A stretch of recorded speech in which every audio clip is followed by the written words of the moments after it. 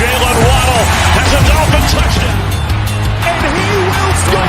Field on the near side, that open touchdown.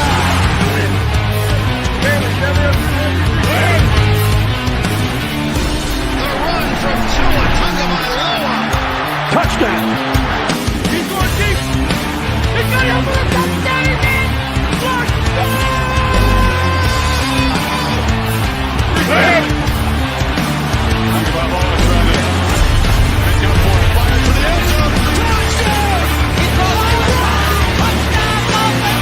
Beautiful day to be a Dolphin fan. Let's go!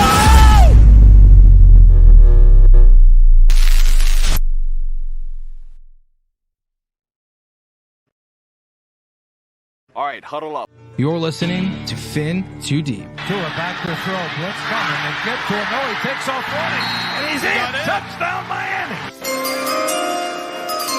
With the sixth pick in the 2021 NFL Draft, the Miami Dolphins select Jalen Waddle. Giving you unfiltered, informed, and controversial takes on the Miami Dolphins and the NFL Draft. Here's Reason and Neal. What is good, Fin Nation? What's good? It's your boy Reason, and we are back here for another one as we dive Fin Too Deep with Neal Driscoll. Neal, how are you feeling this week? Hey, man, heading into the bye, and you can clearly tell it's simmering with a lot of people. Still 4 days after the fact, the loss. Man, I've said it before, I'll say it again. I've said it every show this week. Wish you would have had the Las Vegas Raiders before you went into the bye after what happened, but it is what it is. Hey, man, how you feeling after the loss? Hey, look, you want to win those games. I'm not going to act like it's not. We've had 3 of these, and I put these in air quotes, the statement games that a lot of people want to gravitate and run. And for me, we've had Dolphins... 4. We've had 4. I've said this every week. Everyone wants to use hindsight. Say what you want. The Chargers game was a statement game, but everyone's using their record after the fact as hindsight because they were a top 7 passing defense. I had over 1,200 people in my post-game show when we won that game, so that tells you where the hype was. So we had 4. We're 0-3 in our last 3, though, but we're 1-3 on the season. Yeah, well, and honestly, anytime you play Bill Belichick and the Patriots, I don't know how that's not a statement game. He's the best coach of football. I don't care how bad they are. It's a division game. They beat the Jets and the Bills, right? So But the Chargers one was a statement game. People need to forget Herbert was back to being an MVP favorite. Right. 7th best passing defense. J.C. Jackson was healthy. Derwin James is back to healthy. Joey Bosa and Khalil Mack were both back healthy. They were being hyped up as a team that could make the playoffs and go on a run and build off what they did last year. Hey, just because it hasn't turned out because the preseason hype was overrating them, that was still a statement game because we also did that in their house. Well, and at this point in the season, they're every bit as good as the Buffalo Bills, if we're being honest. So, for me, honestly, those measuring stick games that everyone wants to put out, sure, you could say we're 0-3 or 1-3, and the ones that we've lost have been on the road. The Buffalo game, it's tough to win on the road, let alone against a divisional opponent. And look, for whatever reason, there is probably not one player that plays better against another team than Josh Allen plays against the Dolphins. I can't solve it. I don't get it. But, the other Jets 2 against the Bills, look at the level they play at when they play the Bills, bro. It's ridiculous. Yeah, right. And for me, the other 2 games, they're the 2 reigning teams that represent the Super Bowl. They're both first in their conference. And the Eagles game, we had a lot of injuries, and it was probably one of the worst officiated games I've ever seen. And excuses, context, you be the judge. For me, the Chiefs game, I think I digested the Chiefs game a lot different than most people. For me, it was 21-0 in the half after a freak touchdown when our best player, who never puts the ball on the ground, fumbled the ball. They pitch it back, they get it. We're down 21-0. It would have been really easy for the Dolphins at halftime to roll over and die. Instead, they came out and it was a different game. They get on the board twice. They make Pat Mahomes look pedestrian. The defense made him look very average. And, we were 1 possession away from tying that game. And who knows, I think we score that touchdown. We might go for 2, to be honest, Reason. If I think that would have been dumb. Yeah. Could you have seen McDaniel doing it though? Well, yeah, because I brought it up during the live reaction. I literally said please take literally after the first 2 runs. I'm pretty sure it was right after the first 2 runs. I literally brought that up and I said, please just take the one if we get the touchdown here. Do not go for Right. 2. Yeah. And like, say, hey, look, if we don't fumble that ball, we kick a field goal right before the half, who knows? We win the game Oh, hold 17-14. on. We'll get into it later, but think about this. You want me to really put it in perspective for you? Because I know you probably read my takeaways, but here's the deal. Cedric Wilson, you don't take that illegal formation. That catch from Waddle got us down to like the 26-ish, right? That's Right. 3 points minimum. All right. Minimum. Tyreek, drop. Right in his hands. Yep. At the 30. 3 points minimum. Okay. Tyreek fumble at the 31. We left 9 That's a 10-point to 20. swing. We left 9. Yeah, that was a minus 9.8 EPA play, the fumble, by the way. Anyways, those 3 plays, we left 9 to 21 points on the board in the first half alone. So I ask you, Neal, listen, did Tua not step up when the ball was put in his hands in the final 4 passes of the game? 110%. Up until that point, he was actually really good up until that point, made a lot of big throws, especially in the first half. Should we even have been in a position based off that third quarter and the 9 to 21 points left on the field? Should we even have been in a position of we're having to go for? We should have been kneeling that game out, bro, with that drive. We shouldn't have been having to go for game time touchdown because you take the 7 off the board. They're stuck at 14. Give us 9. And then give us the 14 in the third quarter. 23-21, baby. We're kneeling that out. Because Mahomes, that defense, what was I saying, Neal? For 8 weeks, what was I telling everyone in the chat who was overreacting? What was I saying? Wait till week 8, was I not? And where are we at right now? This team looks like, baby, I ain't worried because they haven't even clicked yet. And what does that tell me? When they click, they're going to peak. And that ain't coming until week 13, week 14 probably. And I'm going to tell you this much. Heading into those last 3 games, and we'll talk about this later too, heading into those last 3 games of this season, the Jets defense is going to get us primed and ready for those 3 games. Great point. Listen, they can win games with Zach Wilson. That's how good that defense is right now. I agree. And people got to remember Flores, when people would be like, well, they hate on Tua, and they'd be like, oh, our defense wins in spite of Tua. Well, that's actually happening in New York right now. Like, that's legitimately happening, okay? And, I mean, that could be a scary little thing, especially, if Rodgers comes back for that second game, because it seems like that's what they're targeting. Right. And honestly, that's where, for me, like I've been saying this for a month, I think the Dolphins have been playing closer to their floor than their ceiling. Yeah. And I think what happens is we've the seen playoffs, spurts of their ceiling, though. That's why everyone expects this stuff. And we've seen spurts of their ceiling in games, offensively, especially. Well, the playoffs are 10 weeks away still, right? So the Dolphins have a lot of time to get better. You're a Capitals fan. You're a Capitals fan. I'm a Penguins fan. We watch hockey. Don't you feel like hockey is the perfect representation of a sport where peaking at the right time matters the 100% most? 100% is. Hot goalie at the right time, right? In an 82-game season, you want to peak in that last quarter of the season heading into the playoffs. It's the same thing in football. It's the same thing in baseball. You're a huge baseball fan. The Texas Rangers, I brought them up. Are they not the perfect example of peaking at the right time this year? Yeah, they're my least favorite team in baseball. Yeah, but look when they peaked, Neal. What was their record heading into the playoffs? They got hot at the right time. And honestly, I think on the back half of this year, I really do think. Sorry for cutting you off, by the way. No. I'm just adding to your point. Oh, that's all right, man. We're good. We got good flow. Devon Achane, I really think, has the ability to be the MVP of this team in the back half. And a lot of people are labeling me this Mostert hater. I don't think Mostert's a bad football player. I just don't think he's a great football player. I think, honestly, at times the Dolphins are pretenders at running the football. I think Achane can create yards and make people miss. And he's I'm going to get it wrong all year. I'm keeping to it. No. Ahmed. Yeah, he is. But I mean, that's the thing. I think, I'm excited about after this bye because I think it's going to be the healthiest we've been all season. And one thing that people aren't taking into account is that offensive line that we've had that's been patchwork. We still were down 2 starting guards. Like, we've had a different formation of 5 players every single game. If I'm starting a construction project tomorrow and I go out there and I have a different project manager, different laborers, different subcontractors, everything's not going to work. It's going to take time to gel. Continuity is important. So not only are the Dolphins getting healthy at the right time, the bye comes at a pretty damn good time. And then they come out of this bye week healthier than they've been all season. The offensive line, look, Eichenberg's probably going to fucking weasel his way in at left guard. It is what it is.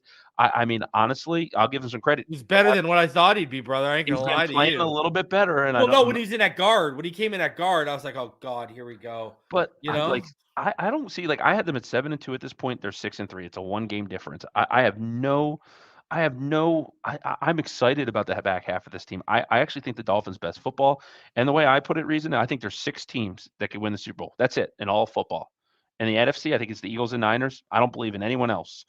I don't believe in the Lions. I don't believe in Seattle. There's no other team that I the believe. Lions are sneaky good, bro. Yeah, I saw them They got play here in sneaky good at the end of the last year too.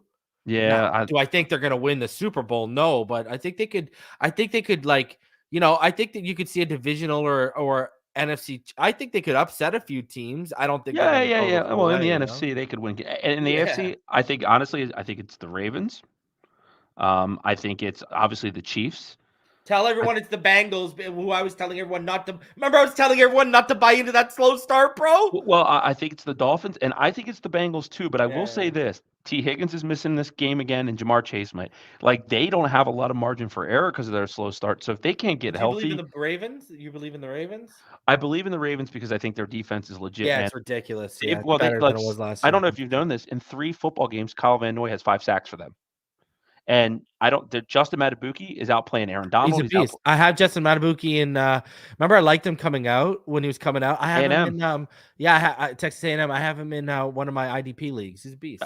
In that draft he came out. I had him mocked in the first round of the Green Bay Packers. I think he's, and then Jadeveon Clowney's playing really well. I think their secondary is vulnerable. I think their corners are vulnerable. Marlon Humphrey's not the player he once was. Brandon Stevens is a guy. You feel like by that time we might be at the healthiest on the O-line. Like, Hunt will be back. I don't think Wynn's coming back. I heard a while ago. No, I think postseason ending. I heard postseason, and maybe not even the wild card. It would be the second round. Yeah. But, like, I mean, they have a guy named Geno Stone who had 6 interceptions at this point. But I'll say this about the Ravens secondary. Yeah, he's a safety, right? Yeah, I remember him coming out, bro. Well, Kyle Hamilton's out there, Geno Stone, Brandon Stevens. Those are the same guys that were out there when we put up that 632 yards passing. So I'm just going to put that out there. So if we have our time, and we didn't have Devon Achane, so look, us versus the Ravens, we're going to find that out soon enough. I just think the Dolphins are one of the 6 teams that could win a Super Bowl, and I think. Do you think Armstead struggled against the Chiefs, and did that surprise you? I think he definitely struggled. I think he was rusty. I think Kendall Lamb outplayed him in some limited snaps that I saw Lamb out there. I think he struggled, but I think Armstead's a pro, and he'll get in. This bye week comes at a perfect time. Like, I think I forced his way back a week early to come out there and be on the squad, and like that's one thing I like about these guys. Like, I think if him and Connor are healthy, you can get away with Liam, bro. I really do. And like, when we clamor for Armstead to get back, and then he comes back, and then everyone's complaining about how bad he played, right? Like, at the end of the day, man, he's a warrior who's fighting through an injury that he shouldn't be. I love that this team goes down swinging, man. I love that they go down swinging. They like, for me, I'm more encouraged even the way they lost, because the way that I look at it, the only measuring stick game we've played is the Chiefs. You know why? Because they're the only team that won the Super Bowl, and that's the only team that can get in our way at the number 1 seed that we've played so far, right? And, like, if that's the measuring stick, I walk around saying it took us stumbling for the Chiefs to beat us. So we beat ourselves more than the Chiefs beat us. Yeah, Pat Mahomes, he didn't look like Pat Mahomes to me. He looked like Jay Cutler out there.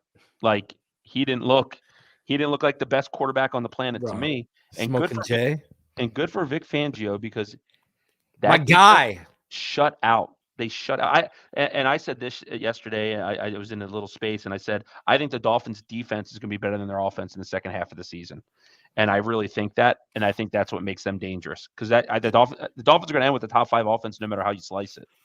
Yeah. I get what you're saying. From where they started to where they are in the second half of the season. The leap. Because I'll say this: Bradley Chubb looks like the best player on this defense right now. Xavier Howard looked pretty damn good against the Chiefs.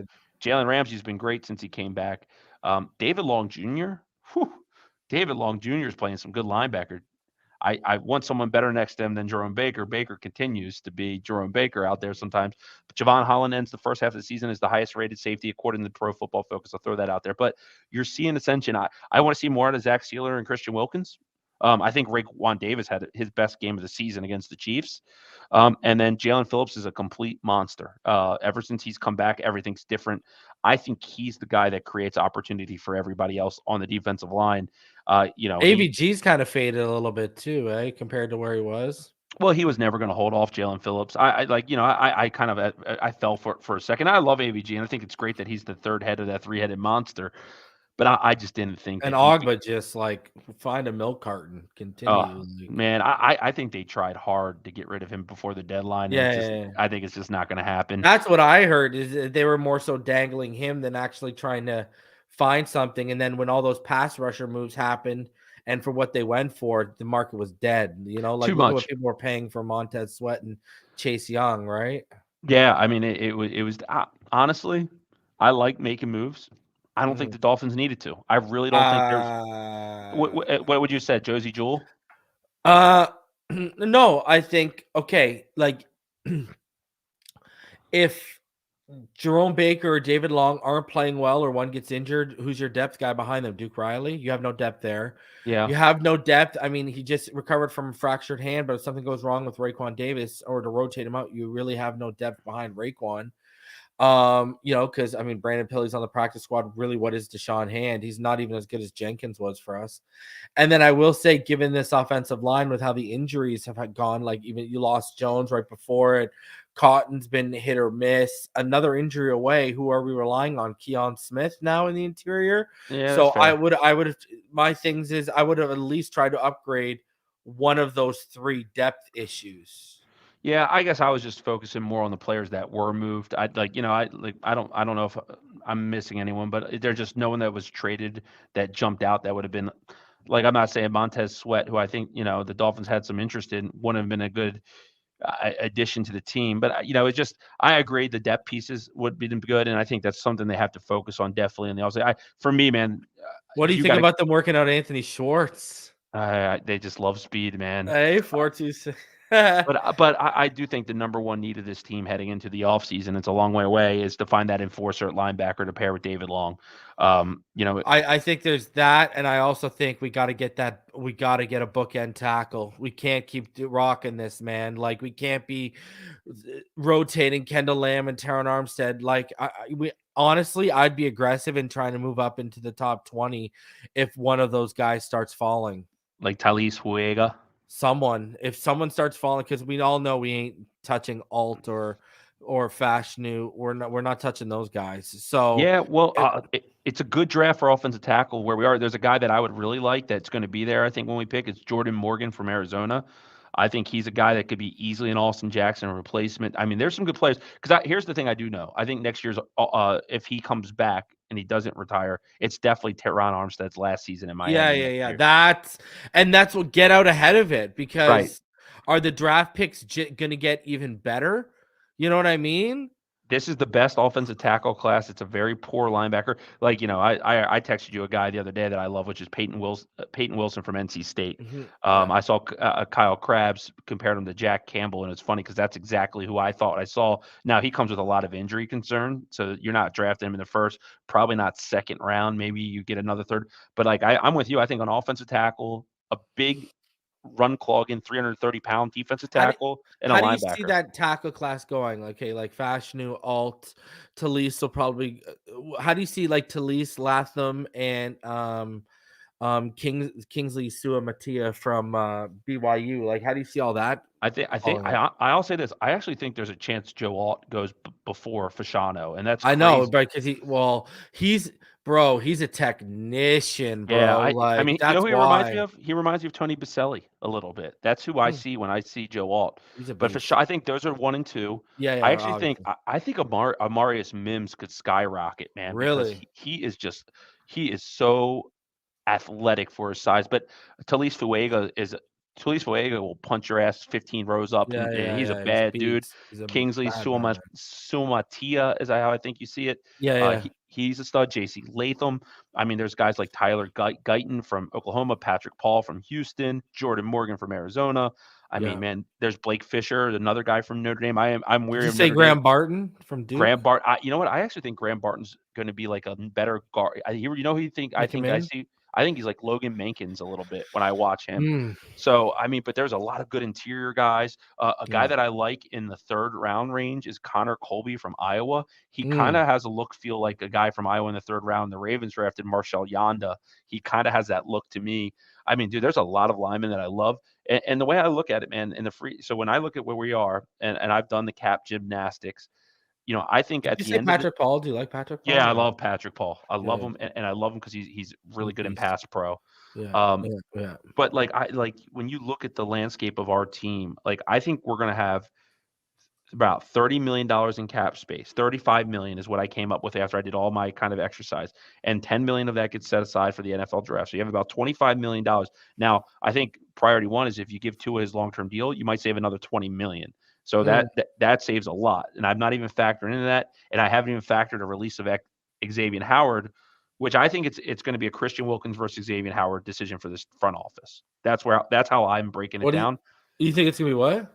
Xavier Howard or Wilkins. Who do we keep? Who do we let go? That's where I think they're going to have to be hamstrung. And I'm Well, they're keeping gonna Xavier. say back to they're gonna get rid of Xavier Howard because of his age, Yeah, they could. I mean, I'll be honest. I like and they Christian drafted Wilkins. Cam. If we're going to spend $20 million on a defensive tackle, go get me Justin Matabuki from the Ravens. Go get me him. I'd rather do that. And that's the Wilkins argument will cause fight. I got to be careful. But I think that what I want to do with my $25 million is I want to keep 2 players. And it's really obvious to me. It's Robert Hunt and it's Connor Williams. And if you have Armstead coming back, What you if you have do you think you can get Wynn to come back on the cheap because he got hurt? Yeah, I think you could. I think you could, and they do have like, and I'm not anointing Liam Eichenberg, but they do have him as a depth guy for pretty cheap. Is Kendall Lamb a 1 or a 2-year deal? I don't remember. I think it was a 2-year deal. So I think we have Lamb. We need to go get one bona fide starter in the draft, and I think a guy who could come in and play right tackle that can transition to left guard tackle eventually is what we want to probably look at. And I don't know if that's the pick in the 1st round or the 2nd round. I would tend to take the offensive tackle higher than the defensive tackle or linebacker just because, Yeah, you can find DTs. I'd go tackle and then linebackers. Right. I'd go 1-2 like that. Yeah, I mean, if you could walk out with a draft of say J.C. Latham in round 1 and Mm. Jeremiah Trotter Jr. at round 2, I mean, there you go. Then Oh, you're cooking geez. with fire. So, I mean, look, man, and we don't like, we always love to talk the draft, but like, I'll be honest, like, I don't even like my draft like focus I really started loving the draft because I was a Dolphins fan and we were drafting high, right? Like Yeah. 2005, it was Ronnie Yeah. Brown draft. But like now I'm not One of my even thinking favorite about it. drafts ever because he's one of my Like, favorite. I think he's the most underrated Dolphin player ever. well, you know what I say, Reason? This is the first time in my 36 years of fandom that I'm not sitting there playing scenarios that I want to play X team in the playoffs. Like, because I think this team can beat any team at any given time. And this is the first time in my life that I have ever picked the Dolphins to go to the Super Bowl. Ever. In 36 years of loving this team, I've never once been the homer that picked them, even though I've wanted to. I wanted to with Ricky Williams, but I never did it.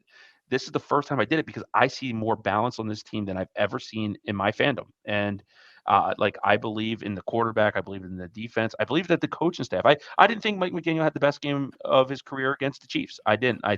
But I think I'd rather have him struggle in week 8 or 9 than in the playoffs. And sometimes the way you learn how to succeed is by failing against someone or something. And that's where I think if the Dolphins play the Chiefs, like I think you think like I do. I would love to play the Chiefs again. Like I want to play the Chiefs again. Like I don't, not it doesn't matter when it is to me. Like I would look forward to that opportunity because I think the Dolphins could change that narrative pretty damn quick. Yeah. All right. Speaking of narratives, one of the ones out there right now is, are the Dolphins frauds? And I've been talking. I mean, I asked Omar Kelly that question when I had him on the first episode of the Cover 4 podcast after we lost to the Bills. So, my thing is, are we Super Bowl pretenders or are we really just a bad NFL road team? I mean, you look at this right now. So Miami's losing opponents this year. They've gone a combined 14 and 37, which is a .275 winning percentage if you count the Patriots twice. Well, the 3 teams the Dolphins have lost to are a combined 20 and 7. They are 0-7 against teams over 500 since their win against the Bills. But here's the thing. if you look at that win against the Bills, right? What can you remind me what date that was, Neil? Because I know you got the computer right in front of you. Pull that let me up for me. see. What was the date for that? Because if you look at that, and now let's look at the teams that we lost to that mattered. Okay. I'm pulling it up. Yeah, that's no problem. But people seem to forget what we did. Everyone wants to forget what we did against Baltimore on the road last year, right? Because it was so early in the season. But that was October 1st, man. okay, so October 1st, all right? That was October 1st that we lost to the Yep. 20-48. Yep. No, last year. Last year. Last year. Okay, let me pull it up. Yeah, Sorry about that. year. When we lost to Buffalo last year. Or sorry, when we beat them or whatever. When we beat them, man, ESPN's freaking website's junky. Here we go. That was the postseason. So we beat them on. All right, bear with me here. We beat them September 25th on a 21-19, and that was week 3 of the season. Okay. And then the week before, we were on the road and we beat Baltimore 42-38 with that epic comeback, right? Yep. So then, okay, let's take it from there because everyone's talking about the 400 days, right? So let's talk about the key losses, all right? We lost to Cincinnati, right? After that win. And that was the awful Thursday night where thing. Tua got hurt, right? Yep, that was we awful. Lost that. Okay, so we lost to Cincinnati. Where was it? In Cincinnati. Thank you very much. With Teddy Bridgewater. Yep. Lost to San Francisco. Where was it? San Francisco. LA last year. They were over 500, right? Chargers. Yep. Where did we lose to them? At their house. Buffalo over 500. Where did we lose to them in December? At their house. Okay. See a freaking pattern starting here. Now let's keep it going. Philly. Sorry, let's start. Buffalo again this year. Where did we lose to them? Their house. Philly. Where did we lose to them? That dump of a stadium in Philly. Yeah. KC. Where did we lose to them? In Germany. And a loud chief contingent crowd.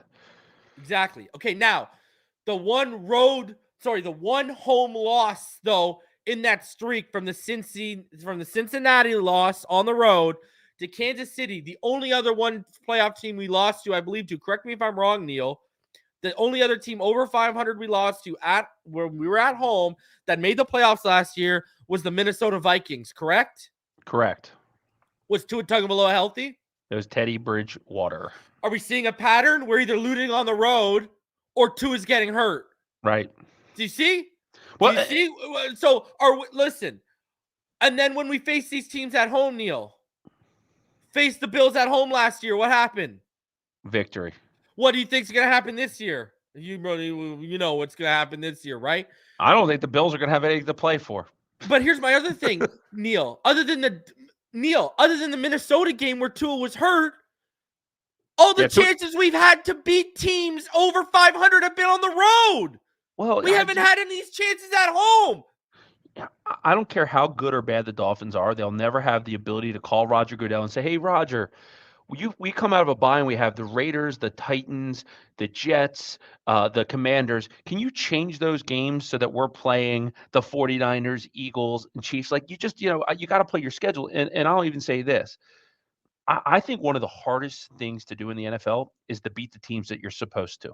And not only do the Dolphins beat them, they destroy them. And look, at 2003, that was the last time I felt really, really good about a Miami Dolphins football team. We went 10-6 and we didn't make the playoffs, right? And that was the Ricky Williams encore season the year after he had the 1,800 yards and 16 touchdowns. So year 2 of Ricky Williams. We missed it and we won 10 games. And you know who we lost in the opener? The inaugural Houston Texans team beat us on first week of the season, a team that we were favored to beat by double digits. So if you can't tell me that not beating the teams you're supposed to isn't relevant. Okay, and I get that, but let's stick with this theme for a second here, okay? Go back to Flores' last year, 2021, okay? Right? Yep, I'll pull this up. Tampa Bay. Where were we? We lost to them, remember? Brady, right? Remember? Yep. Where were we? In Tampa, 45-17. Right? Jacksonville. Isn't that the first year Jacksonville went to the playoffs, that 2021 year? Yeah. Did they go to the playoffs in Lawrence's rookie year? Let me see. I don't think so.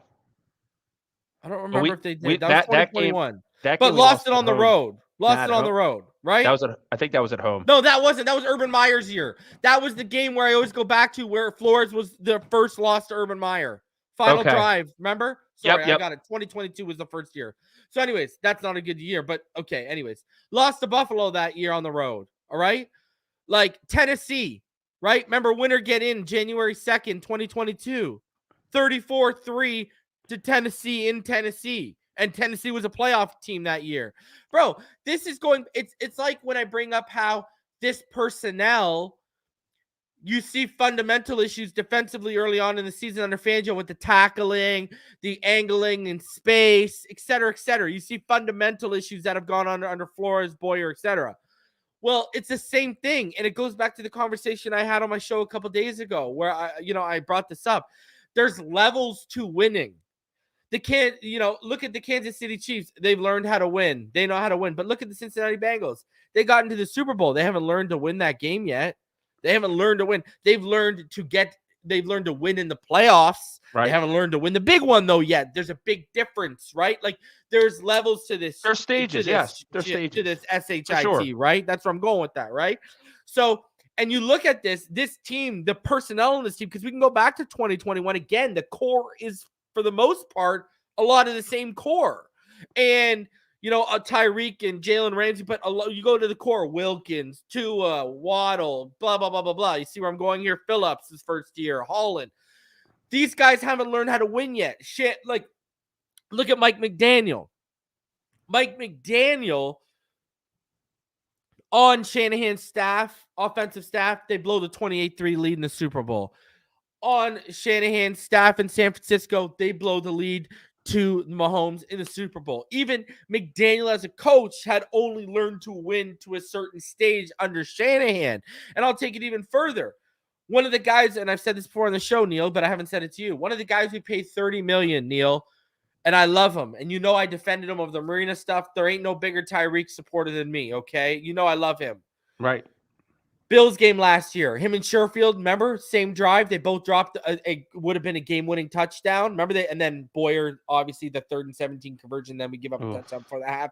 But Sherfield and Tyreek, remember even Tyreek pointed out, like, I got to be better. Remember he dropped the one that he fell on his back, okay? Oh, yeah. Eagles game, we're still in it. Walk-in touchdown could change the landscape of that game. What happens? Dropped a football. Last week, drops a football that we said left 3 points on the board minimum at the 30-yard line. Then he fumbles another 3 points. So he left 6 to 14 points on the board between a drop and a fumble on Tyreek last week. Both the 6 points would have been the difference, and it would have brought us right into that game right there. We wouldn't have been pushing for a touchdown on the final drive. We would have been like, okay, we got him. Moser got us here. Keep running the ball, which should have happened.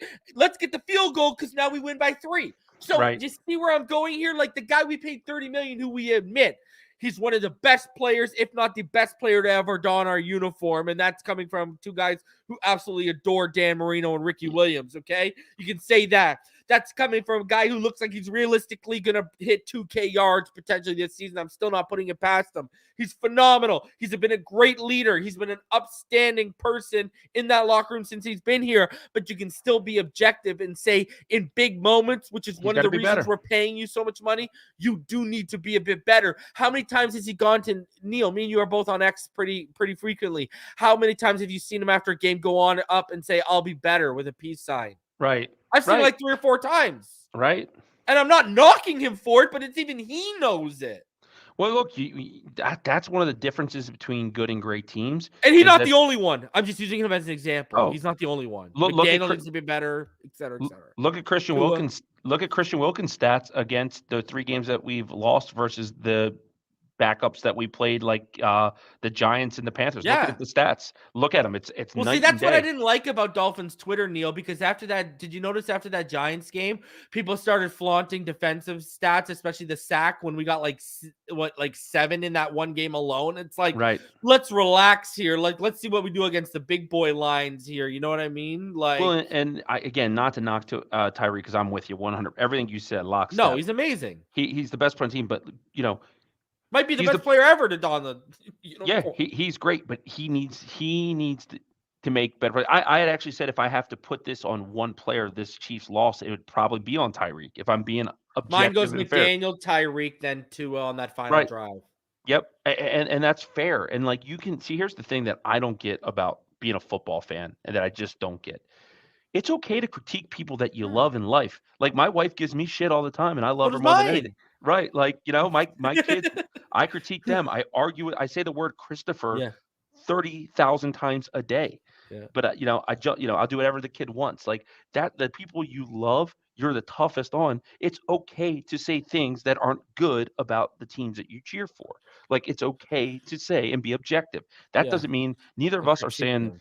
them. If we had a draft tomorrow, Tyreek Hill would be the first non-quarterback that I would take on this football team. So I'm just saying, Yeah. at the end of the day, it doesn't matter to me. Like he needs to be better. If Tyreek Hill is Tyreek Hill against the Chiefs, we win the football game.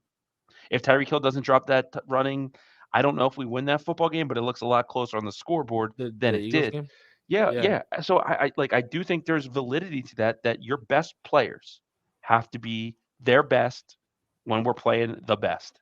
It Well, I just has bring to. that up, Neil, because everyone wants to stick it on Tua for that drive. But when you watch the film up until that final drive, Tua was phenomenal, making throws that put us in position to score 9 to 21 points in the first half. But everyone around him was letting him down in that first half, from the coach, McDaniel, to the players on the sideline. On the players on the field were letting him down at times. Taron Armstead was rusty. He let that sack later on in the game because he didn't pick up the blitzer. He got fooled and confused, but you're a veteran. You're supposed to pick that up. And, he didn't pick it up. And boom, instead he went to help when we didn't need help on the interior. You had him make issues. You had Cedric Wilson making, you could tell there was multiple times. I haven't posted to Twitter. Maybe I'll post it tomorrow or whatever. But it's Friday. No one cares. I haven't been active on Twitter because it's just been nonsense on Dolphins Twitter this week. It's been awful. If you look at, if you watch my film breakdown, there were multiple plays early on that showed the Cedric Wilson and Tua Tagovailoa communication and chemistry wasn't there yet. And it's why McDaniel took a little bit of blame. It's because, hey, he's just getting comfortable in this offense. They made some adjustments to certain play calls. They put him in those positions where he doesn't have that chemistry. We've seen Waddle and Tyreek back shoulder or out or off break their route adjustments all the season with Tua based on what Tua's facing. We've seen it all season. They know what to do. They know what Tua likes. Cedric's just not there. It's not a knock on anyone. It's just what the case is. But my whole point is there's so many people to blame, and everyone just wants to blame one person. And, listen, I just think it all comes down to right now, Neil, this team on the road, they're not that great on the road right now, Neil. That's just what they are. And you know what I would do, Reason, on the offensive side of the ball? Because I hate in these two games, the Eagles-Chiefs games, that we've had procedural penalties on the first snap, and you're playing behind the chains. I think that sometimes, and I love all the motion and the trickery that Mike McDaniel does on the Gotta offense. get the plays in, though, if you're going to do all that But jazz, man. I think on the first couple games, let the team get settled and just come and play conventional offense. Yeah. Run the ball between the tackles. Get some sweeps to the outside, A-Chain or Mostert. Like play conventional offense. Let the team get settled in, because I do think the Dolphins get themselves a little overpsyched for these big games, and it shows with the false starts.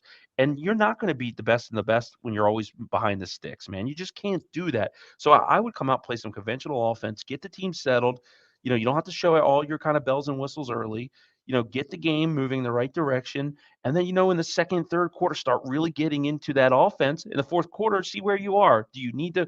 Because the one thing I'll say about the Dolphins team that I want to see that's different against good teams is I want to see this team run the ball when it matters against good teams, right? And I think they can do it. And the guy who's coming back is going to be really good at it. And I just hate the fact that when we need to lean on a running game to win against a good team, I feel like we can't do it. And I don't know if it. And then I also think Mike McDaniel runs away from it way too soon. Like you got to I hate wasted possessions, but sometimes you got to run the ball a few times to let this team, because I do think defenses that play the Dolphins think this team's so pass happy, and A-Chain coming back is going to change a lot of that. Well, let me put this into perspective, Neil. You want to hear something that's probably going to blow your socks off right now about why I think we're a bad NFL team, road team, more than an actual Super Bowl pretender? Check this one out. During Mike McDaniel's tenure alone, the Dolphins are 4-9 against 2022 and 2023 playoff teams, okay? They're 2-8 on the road. They're 2-1 at home against those teams, but they're 2-8 on the road. It's the road again. You know what I mean? And overall under McDaniel, they're 10-2 at home. And guess what? They're 5-10 on the road. Well, and here's the reason I don't think you can't label them Super Bowl It's contenders. road issues. What is Tua's I don't have it all the time. What is Tua's record against Super Bowl coaches? It's insane. It's insane. I mean, he's what, 6-0 against Bill Belichick alone, 2-0 against John Harbaugh. What is he? 1-0 against Mike Tomlin. I think he's like, what did Andy Reid was either the second Super Bowl coach to beat him, right? So I think he's like, what is he? He's either 11-2 or 12-2. He's one of those two. I mean, like, just think about it. So how can you call a guy who beats Super Bowl teams, let's just say it's 11-2, how do you call that a fraud? Yeah, it's a subjective narrative, though, Reason that we can't beat good teams. It's subjective. I don't care because it's not going to exist at the end of the season. Dolphins are going to beat good teams. Dolphins are a really good team.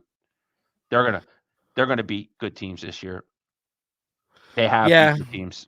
No, yeah. I mean, listen, it is what it is. I'm listen. I mean, I'm not gonna sit here and cry over spilt milk. I mean, it just is what it is at this point. But you can clearly see this team is better at home than they are on the road. And again, 4-9 against 2022 and 2023 playoff teams, 2-8 on the road out of that 4-9, 2-1 at home. And then overall under McDaniel, they're 10-2 at home and they're 5-10 on the road. And we even saw Flores have issues on the road too under this team. So I'm just saying. You know what they say about make the playoffs? Win 75% of your games at home and half your games on the road. That's what they tell you. That's 10, 11 wins. You make the playoffs. That's the math. That's the math. Like, so look, I think the Dolphins are one of the most dangerous teams in football at home, and I'd love to have home field advantage. And I don't think it's over by any means. You know, we got a whole half of a season to play. But why are all these tough teams look at, you give us a Germany game, but you also give us a primetime game against the Eagles, Super Bowl. Why are they getting the home matchup? Like, you're just like, why are we even getting all of our primetime games are on the road too? It's ridiculous. Well, look, the NFL doesn't seem to like the Dolphins much. They got a very harsh penalty for the tampering thing, way harsher than the Patriots got for anything they did. You know, that was a very harsh penalty. The Dolphins haven't had any favors in the last couple of years on their scheduling.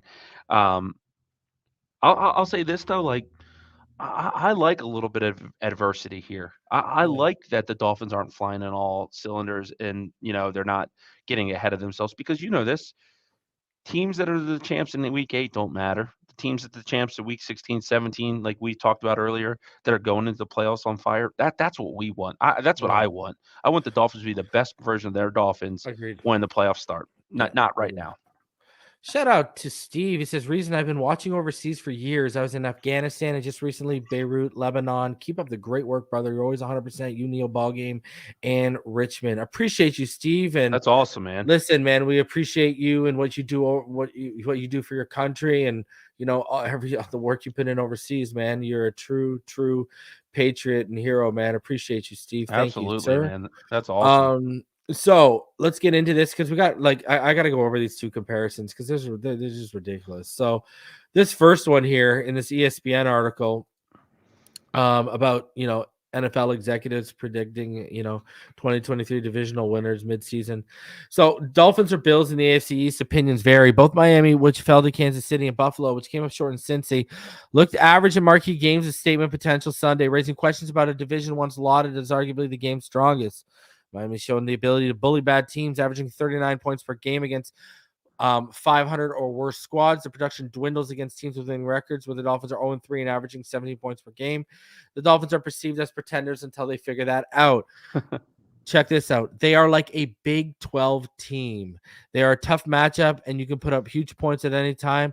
but the games they've lost aren't flukes either. An AFC executive said they've gotten beat by contenders in multiple years.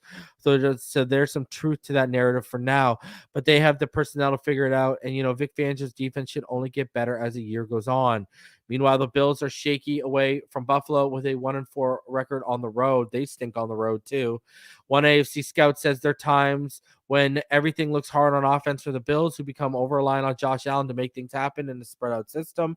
But I still trust them. They are well coached, have good players, and still have to play in Buffalo in December, which is always tough, an AFC executive said. So what do you think about that? Because, that's one of the reasons why Stephen A. Smith kind of said, not the Big 12 comparison, by one of the reasons he said he wasn't willing to call us pretenders, Neil, when him and Shannon were talking about it, was because our offense is so explosive that we can hang up points on you at any time. You can't call us a pretender because we're dangerous. We can knock out anyone at any given time with the offense. And, you mentioned it earlier, it was mentioned there. That defense is going to get better as the season goes on. I agree with you in terms of what you said earlier about them having the biggest leap in the second half, because we've already seen what this offense can do. We're just looking for the consistency out of the offense. Absolutely. Where, you know what I mean? That's where what the potential we want, but we're just tasting that potential of that defense. Even Jalen Ramsey said this is just the beginning when he was asked about it. So what are your thoughts about us being compared? Because I get the comparison, but I don't think that makes us a pretender. I think that makes us a wild card that you don't know what the hell you're going to get. And you could get an explosive game, or you're going to get a game where if our defense gets better, you're going to have to score 17 points or more, because this defense just held the Chiefs to 14 points defensively. Well, there's a huge caveat that they've missed in that summary, right? Like, the Dolphins are 6-3 in the first place in the division right now through half the season. All the injuries. And that's where I'm going. Like, it wasn't just injuries. It was injuries to Jalen Ramsey, Xavier Howard, Jalen Phillips, Jalen Waddle, Taron Armstead, Connor Williams. You're talking, if I tell people just made a Pro Bowl team. Right. If you're going to miss 8 of your top 12 players for a portion of a season and you're still first year division. Oh, and I didn't even mention Devon Achane, who was the hottest rookie in football before he went down. And you have home field advantage in the first round right now. Right. And that's where I'm saying, it's like, honestly, that's why if you like the Dolphins, follow people like Reason and listen to his content, because he knows the team. These national guys barely watch the Dolphins. They must not pay attention. And look, honestly, you look at the Buffalo Bills, for us getting all this credit or getting knocked from beating bad teams. Well, they get a homer. They're losing the bad teams. Yeah, Neil. They're losing the bad teams, and they're getting homer calls against the Giants, so they don't lose the bad teams sometimes. So, honestly, for me, I'll be honest. I think the Dolphins might run away with this division in the second half. Buffalo, to me, Buffalo might. I don't think Buffalo's going to make the playoffs. Was I right? Do you think in my prediction early in the season when I said their window closed? Remember, I was predicting that. I do, and I think there's more to the Stephon Diggs, Josh Allen contention. Yeah, I agree. It seems real. Do you think I think the breakup happens in the offseason at the draft or before the draft? Yeah, I think Stephon Diggs is going to go. I think they're going to trade him. Honestly, I could see. I don't know why I can see him in Dallas. I feel like he. I thought he was overrated, but Kincaid ain't even touching my boy Sam Laporta. It's not even close. It's not even close. And that's as a Dolphins fan, I'll tell you what, man. Sure. I can't wait to play the Bills again. We should get a tight end too. That should be another one we should target in the draft. Jatavian Sanders in round 2, maybe. But I agree. I think look, if you're looking at each team in that division, the Patriots, they're talking about Belichick retiring. There's no way in hell. I'm hearing rumors about the Commanders want to trade for him, and and I'm hearing that if a team approached them to trade for him, they would be willing to move him because they can move him without firing him, so they don't piss off the fan base. Well, and I've heard that their scouts love Bo Nix. Then I've heard. Oh, really? Yep. So they're going to be on the quarterback. Remember what he looked like before Oregon? When he had that Auburn? First good year at Auburn, where you're like, okay, I see it. Then he just nosedived at Auburn after the first year. And then he went to Oregon and he stepped it back up. But yeah, so look at them. They're a top 5 bottom feeder in football right now. Then you have the Jets. Look, I think the Jets would be a formidable team with Aaron Rodgers, but I also don't think they'd be a Super Bowl team. No. They have the worst offensive line in football. Dalvin's miserable. Well, look, you sell your soul to get Aaron Rodgers. Randall Cobb, Alan Lazard, these guys aren't quality NFL receivers Dalvin's anymore. miserable, bro. Dalvin Dalvin, is just $8.5 million. He's going to ask for a release here the next couple weeks, and they'll probably give it to him. I mean, look, they have and then he's Garrett gonna Wilson. come to Miami anyways for nothing. So I think the Jets, and honestly, I'd rather be the Jets right now than the Bills, honestly. So, it's interesting, man. I'll be honest. I've stepped away from watching a lot of NFL Network, ESPN, a lot of because I'm so tired of the lazy narratives where Well, you just want to pick your battles and make the Dolphins this bad team that they're not, and it's not going to work with me. I think they're a great team. Everything that I said before the season that we went over on your panel, that how great we thought this team could be, is all right there in front of us, and we're trajecting right to that. Like, what did I say a few weeks ago? Keep going 3-1 in every quarter, right? We did it for the first 2 quarters of the season. We're 0-1 against the Chiefs right now. We beat the Raiders, Titans, and Commanders, right? And then we're back at 3-1 in another quarter of the season. Like, if we do that 4 times, we're 12-win team. Yeah. Listen, hey, you stopped watching the NFL Network and you hate lazy narratives. Well, it sucks to be you right now. By the way, smash the like button, subscribe if you are new people, because boy, do I got one for you, bro. What son of a bitch said this? Look at what Kyle Brandt said. We just heard us get compared. That's my least favorite dude. I would love. We just get it. We heard us get compared to a Big 12 team. Now this is his comparison. As for Miami, I love you, but you are not serious people. You got succession, okay? You're the AFC Cowboys. There's nothing wrong with that. You guys are perfect together. Here's the bottom line. And if you want to go any other direction, you're putting your head in the sand. The teams above 500 that you play, you score 17 points a game. Teams below 500, you score 39. That's it. This is not an anomaly. I wasn't buying into that thing about quality opponents early in the year, but now it's really has a stranglehold on you. 17 points against the good teams, 39 points against the crap teams.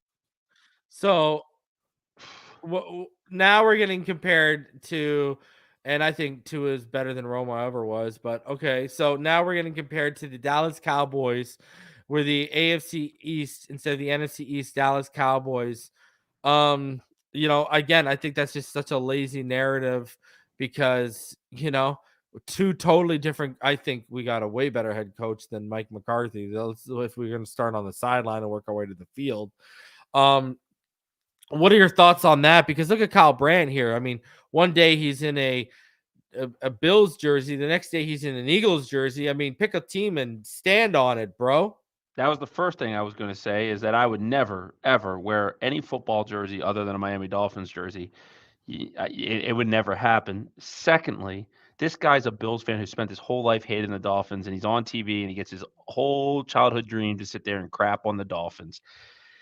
Look, when your team that you cheer for has never sniffed a Lombardi trophy, and any chance they've had, not only have they not won one, they're the only team that has embarrassed themselves to go and lose 4 of them the way they have done it.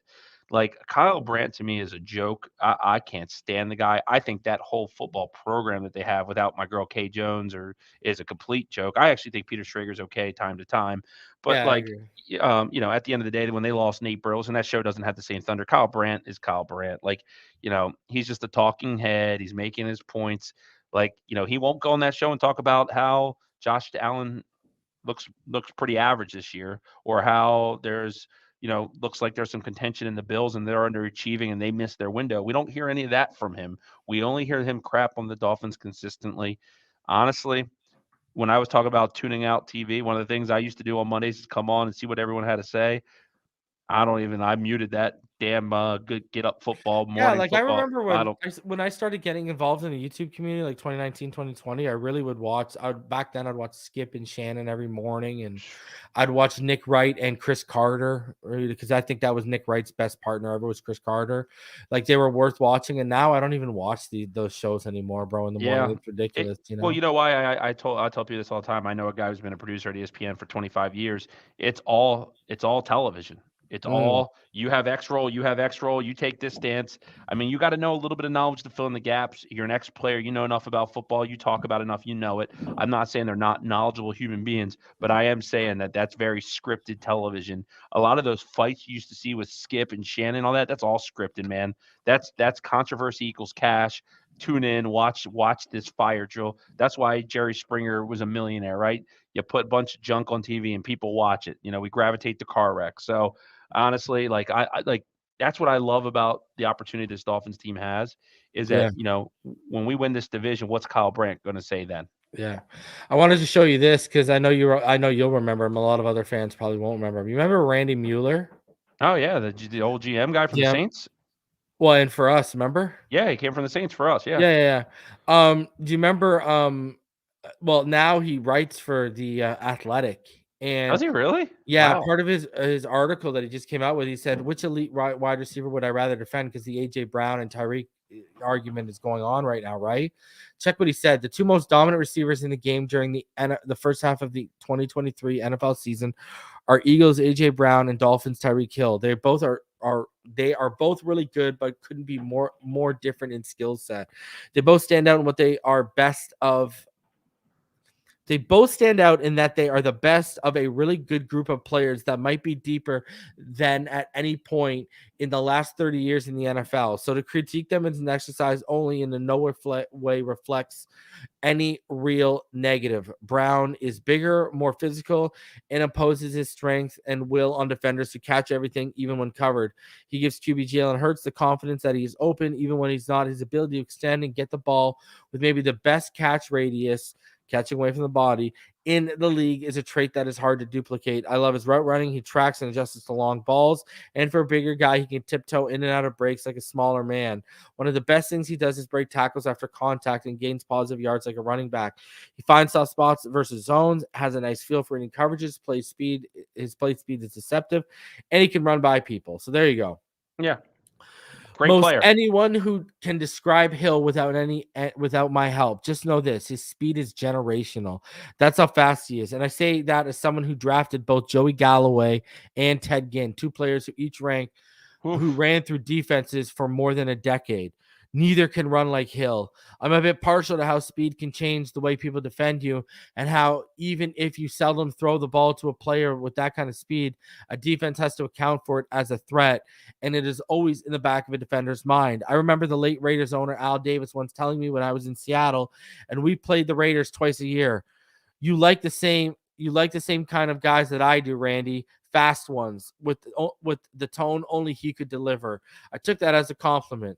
Hill leads the league in targets and touchdowns, along with having 69 receptions. Numbers are one thing, but what he also does is give an offense very few single high coverages, and he usually gets coverage rolled to his side. His burst can outrun most angles, and the best defensive back technique and landmarks mean nothing when he gets to full speed.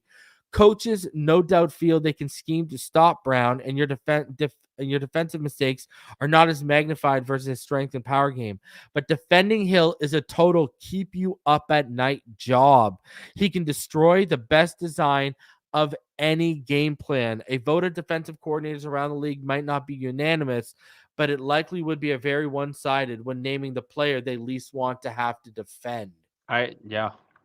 Man, high praise for Ted Ginn Jr. in there. Went through defenses for a decade. Woof. Well, he did last in the league for a decade, right? He really did, and he played on a lot of contenders actually deep in his career. But yeah, man, I mean, look, for me, I think AJ Brown's amazing. I love AJ Brown, but Tyreek's a 1-of-1. I mean, we've said that for months here, for years now. He's a 1-of-1. I couldn't even imagine, in my younger playing days, I played a safety, and I would cover a lot of tight ends in the slots, and I could hang in there. But man, when we played some of those good teams, and I saw 4.3 speed, it's over, bud. I was looking at back of jerseys a lot sometimes, and it's speed is the one thing you can't teach on that football field, man. And honestly, I agree 100%. And I don't think it's just speed. I think it's football speed too, which makes it, it's world class Olympic type of speed, but he's one of the few people that can translate it onto the football field. Yeah. And I think that's what makes him amazing. And we talked about how he kind of had a rough game by his standards for sure. But the thing I love about Tyreek Hill is that I have no doubt in my mind he makes it up for us. Yeah. I have no doubt in my mind that in a clutch situation, he's going to make a big play, and we're going to win the football game because of him. So that, to me, is when you're a great player. Like, look, the other team tries. I I know that perfection is the bar for many, but football's an ugly game, Yeah. You don't and get a lot of perfect Sundays, you man. learn to win ugly, and that's how you Yeah. sustain success in this league. So, Yeah. I mean, look, we're so fortunate to have Tyreek Hill as a Miami Dolphin, man. Yeah. I think he's a top 5 player in this league, hands down. So next week on Tuesday, we're gonna have the midseason round panel. Kevin Dern, Doug Lee, Richmond ball game. You'll be joining us, Martin. So people be on the lookout for that. That's the next time you'll see us. And then we'll be back to Fin Too Deep on Thursday because we'll be preparing for a game. We'll be Right? back to playing scenario. I'll be live tomorrow for my midseason report card. So be on the Oh, lookout for nice. that show. Go for that. Are you But doing a player by player reason, or are you going positional? offense, defense. I got midseason awards, all this kind of stuff. I'm Oh, doing. cool. I love that. That's cool. So yeah, so I'll be dropping that tomorrow. So be on the lookout for that. Final thoughts before I get out of here, Neil. I hate the bye week. Yeah, I hate it. I can't stand it. I hate that I have a bad taste in Tell my by mouth. the viewership, the fans aren't happy and they hate it too. Yeah. Hey man, I think that's one of the best things about being a fan is you got to ride with the highs and the lows, and man, you can't experience the highs unless you go through the lows, man. True. It is what it is, but we appreciate everyone that did carve out time. But my final thought is I think everything we want's right in front of us. I believe in this football team. They're only going to get better, and I don't say this lightly. For me, the biggest concern heading into this season was the health of Tua Tagovailoa, and damn, does he look good out there? And I think he was stride for stride, throw for throw with Patty Mahomes this week, and that gives me a lot of hope. We're halfway through the season. He's first in touchdown passes, the most passing yards, fourth in QBR, sixth in quarterback rating. You can't find a stat where he's not around the top 5 or above. This guy is every bit the MVP. I've seen some of these Lamar Jackson things out there this week, and I know every publication has their favorites. To me, right now at the midseason, Tua is just as much an MVP as any player in this league. I think for us, I can't wait to see him building on this. 19 touchdowns at the midway point. Reason this guy flirts with 40 touchdown passes. Let's go. That's a special. And he's gonna have over 4,500 yards for sure. Yeah, that's a special mark to get to. I really believe so. Fins up.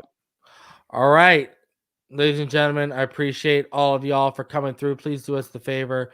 It costs you nothing. Smash the like button. Subscribe for new. I mean, he's on pace for like what 5,200 yards or something like that right now. Yeah. So smash the like button. Insane. Subscribe if you are new. I appreciate all y'all for coming through. I'll see y'all tomorrow for my midseason report card show. Be on the lookout for that. Until next time, you already know what time it is. Fins up all day, every day. Love all y'all. Smash that like button. Appreciate all y'all.